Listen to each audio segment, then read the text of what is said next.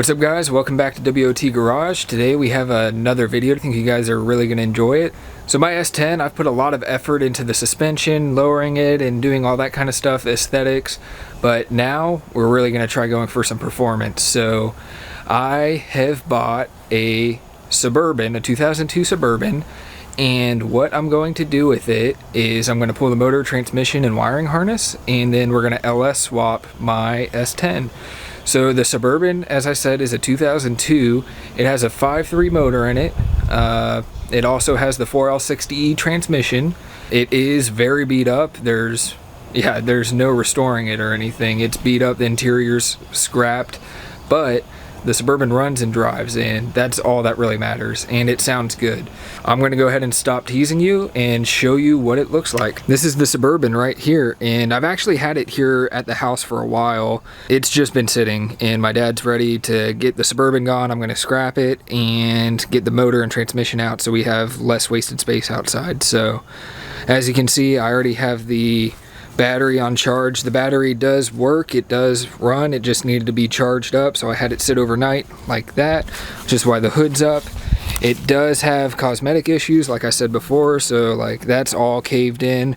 I got to put a new tire on it, or put the spare on. I think I'm going to try putting the spare on because, as you can see, this whole sidewall is completely punctured.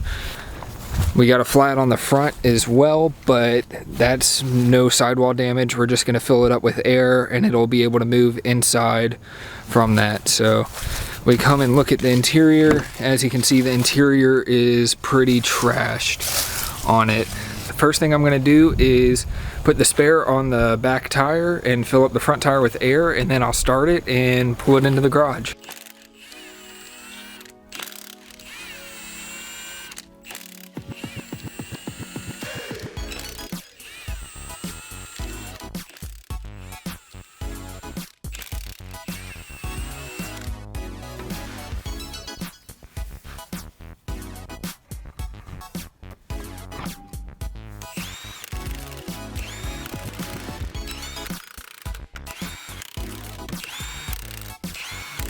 If you want to do this the right way, what you're going to do is go crisscross, crisscross, crisscross. That way you have more uniform torquing going across it, and obviously don't drive it on with an impact all the way. Just get it maybe where it hits one click and then get the torque wrench out, but we're not planning on driving this anywhere, just moving it from point A to point B. This will work.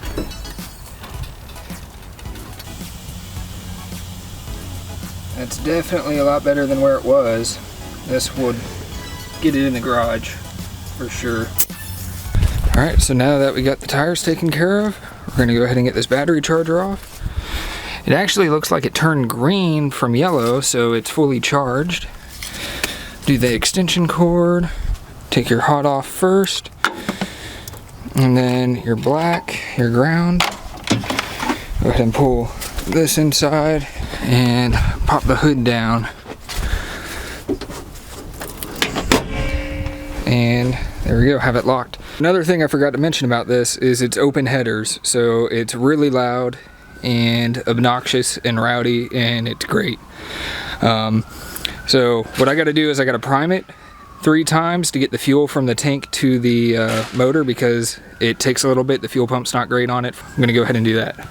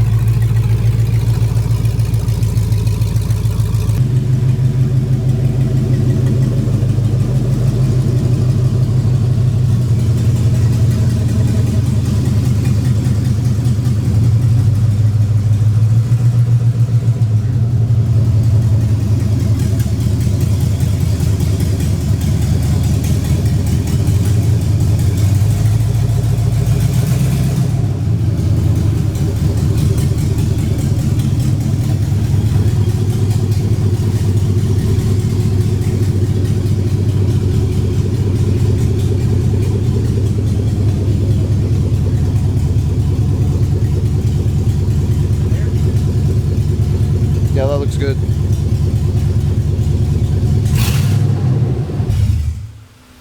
Alright, so here she is, back in the garage. Go ahead and pop the hood up. And there she is. That's why we have this whole Suburban. It's for this, and the thing attached to it, also known as the transmission. And the wiring harness. We also need a wiring harness, as my dad pointed out. You've done this a couple times. Tell me what the whole plan is here. Drain all the water out of it, put it on the jack stands, hook everything on the underneath side of it, and start tearing everything out. Well, the hood has got to come off too. Yeah.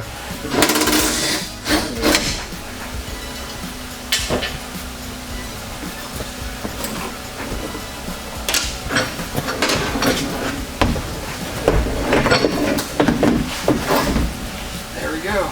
Ah, there we go. Have a lot more light in the engine bay. My dad said he's going to go inside now. I will start working on pulling the intake and all this junk out in front and get it cleared up and give us more room to work.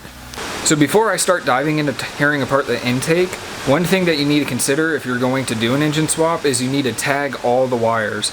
This will make life way easier down the road, and it's just a lot nicer. So you can buy tags and tag it yourself. You can get painter's tape, put it on there and label it. Whatever you do, just make sure that you label what the connectors are so that you know what it is, and it just makes life a lot easier down the road. I'm going to start off with the intake right here. As you can see, I got my tags. Intakes here, mass airflow sensor. I want to make sure that I know that this is for the mass airflow sensor, so that's what I'm going to do is I'm going to start tagging some of the items as I take it apart. So got a tag.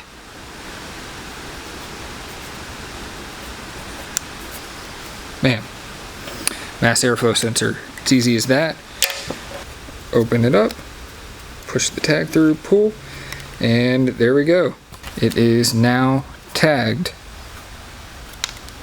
And as I said, it just makes life a lot easier to have it labeled.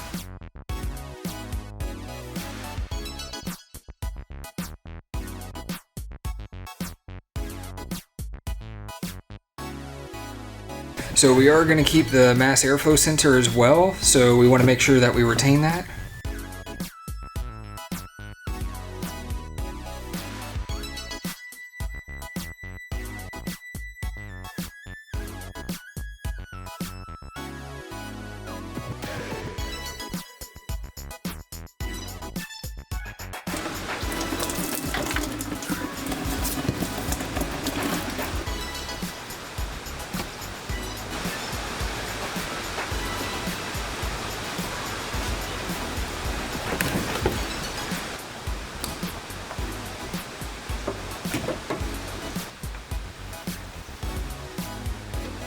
So the radiator's pulled from the truck. As you can see, we have all this room to work with now up front. Some of the hoses are gone, the intake's gone, obviously. This is pretty much where I'm going to leave the Suburban off today. All I really have to do is do some cleaning. I have some fluids on the ground. I already put quick dry on them, oil dry, whatever you want to call it, kitty litter down. I'm going to go ahead and try cleaning this up more than what it already is, and yeah. I'm going to go ahead and wrap it up here, and we'll get back to this tomorrow. Welcome back, guys, and what's up? We are here for the second day of pulling the motor and transmission out. We got a lot of work to do, so let's get to it.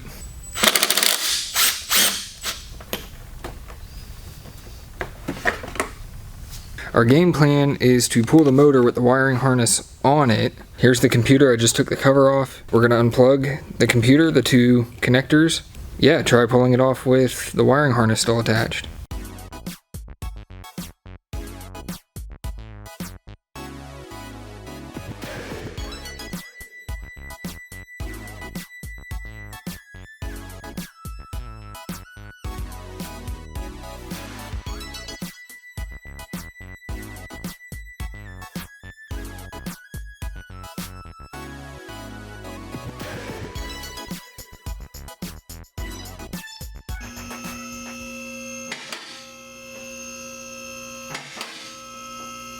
Alright, so we got the truck on the lift. Let's look at what we got here for the tranny. We got all the linkage to unhook here, which isn't too much. You got the neutral safety switch. We got to do the drive shaft. Starter. Get the torque. Looks like a little bit more wiring up here. Yeah, that's the speed sensor. And transmission cooler lines, I'm pretty sure. O2 sensors on the exhaust so we can get those off. So a little bit of work to do. Let's get going.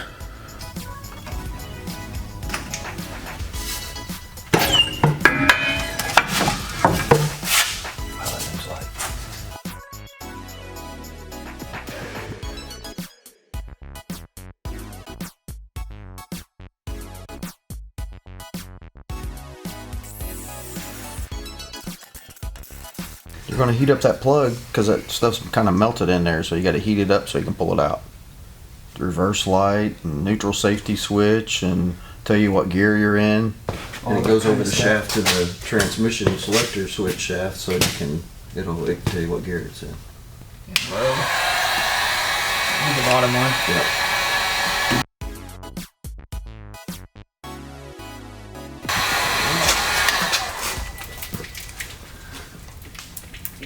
Looky there. Ouch. See the crap that's on it? Yeah, all the goop. Yep, that's where it's melted in.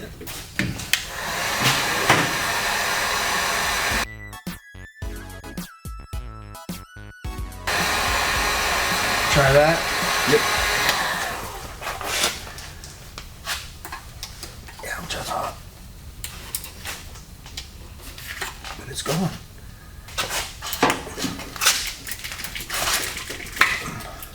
That's the easiest we've ever done that.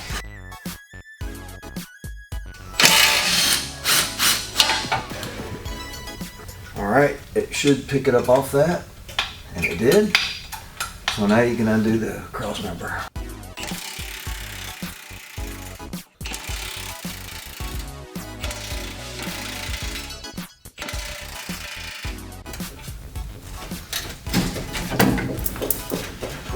There you go.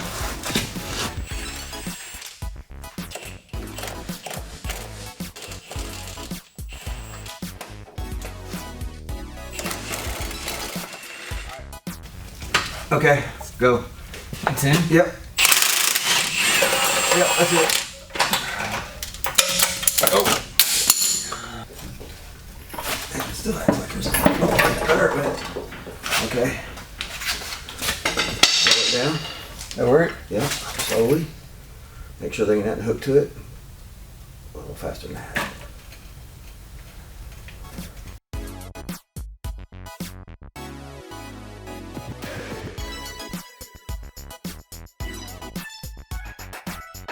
And there we go, we got the transmission out.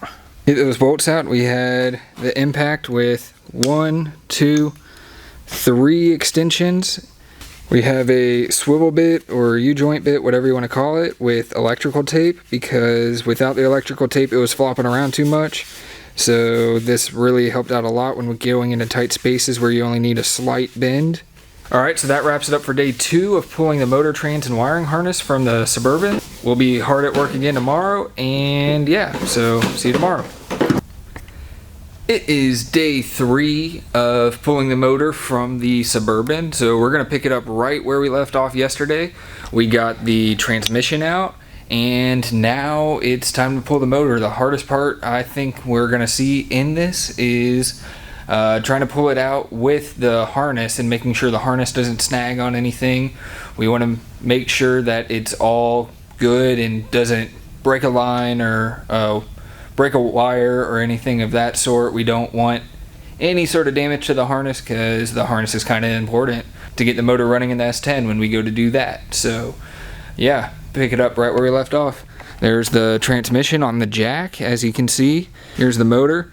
We're going to start getting the harness all put on it and making sure that nothing gets snagged when we go to pull it. We got to pull the motor mounts down there on both sides, and yeah, so that's what we're going to go ahead and get started on.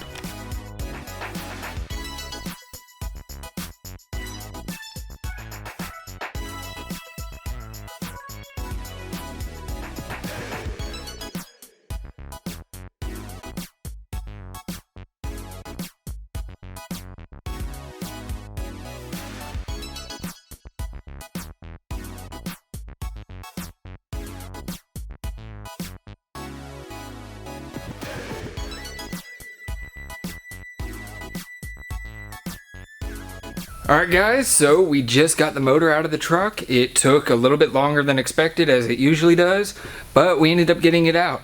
As you saw, we had a few snags. There was a ground that we forgot to grab, and there was a power steering cooler that we also had to get off, and a couple other things, but we got everything out. We pulled it all with the harness and everything, and it came out pretty smoothly for the most part, and I am extremely happy with that. Now, if you look, I did spill a lot of fluid, mostly transmission fluid and coolant, but that's okay. We got the oil dry on it. It'll take care of it. It'll do its job. I'll come back tomorrow and clean that up. But yeah, so here's the finished main product right here, the 5.3 LS motor. So it is completely pulled from the truck, as you can see, with the wiring harness still attached. I did pull the computer out right here. Don't mind the messy workspace. I will clean this up. As you guys know, if you've ever done this before, things get hectic. And yeah, so I'll go ahead and clean that up tomorrow as well. But computer, the motor's out. I'm extremely happy with it. There's quite a bit of things I got to do to it. I'm going to end up pulling this whole wiring harness out. That'll be in another video possibly. We'll see. I'm definitely going to be taking the oil pan off because I need to get a lower profile oil pan. As you can see, that sits really low, and I don't think I'm going to have the clearance for it in my S10. I'm also going to have to buy new motor mounts, headers, all of that. So a lot of parts I got to order. I also have a few surprise parts that I'm going to put in it as well. That's pretty much it. I mean, you can look in the Suburban and there is nothing in there. It's pretty bare and open. And with that being said, I'm going to go ahead and wrap up the video. Don't forget to leave a like, comment, and subscribe, and I'll see you in the next one.